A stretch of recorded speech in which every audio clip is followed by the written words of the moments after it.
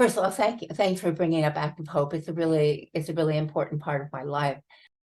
Joanna Macy and Chris Johnstone's book, Active Hope, talks about what our sense of both what hope is and what grief is. And I remember reading Joanna Macy's book in the 1970s, or an article by her that was about ecological grief. And that was such an eye-opener to me. It's like, because I'd never put language to, my grief about the creek, for example. It felt like, I don't know, it's like it wasn't permitted. There was no language that said it was okay that you would grieve for a creek or you would grieve for a place. Although people do it all the time, it's like, but the language is important. So when they wrote this book, it's like, she talks about extending your sense of time.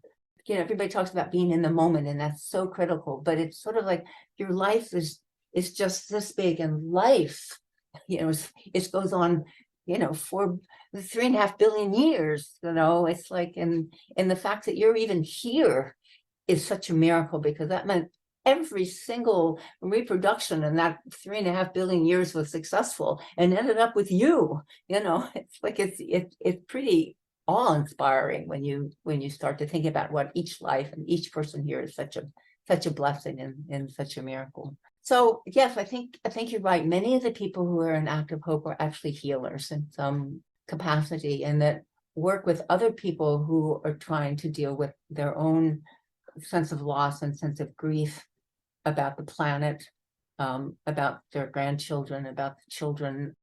And so I think about the civil rights movement and the African American, and the movement over the last couple hundred years, of how hopeful the Black culture is still, in spite of everything that we've done to them, that they still live life of joy and in great gratitude. I think about Native Americans, who wake up every day with a sense of gratitude, and their Thanksgiving address, in spite of everything that's happened to them. It's like we now are in that position too, where our lives are being destroyed, that our children's future is not really assured. And that brings me great pain.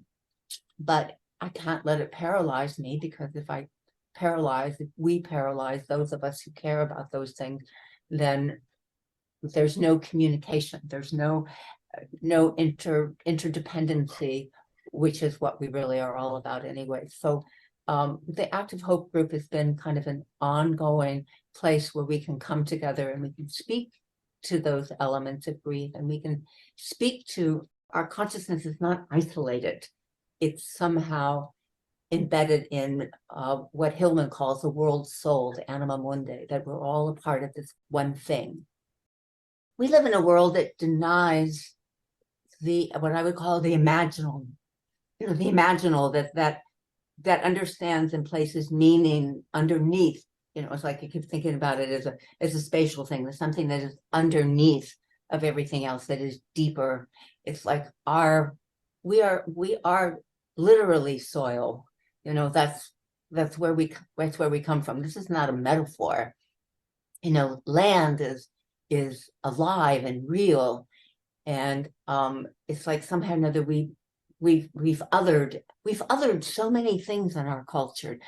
We've excluded so many other things in our culture, that we have to find ways to bring these back in. And that happens in our relationship when we're in the natural world, and it happens in our relationship with other people who also are striving to see through this exploitive culture that we live in, so that we can start to really understand what's important in our lives, and come back to the ethos of love. I mean, like, you think about it, it's why do people, I said before, why do people, do work on contaminated landscapes? It's because they love. They love the place. They understand. They have a heart-to-heart relationship with things and with the people. And these are the things that bring us joy.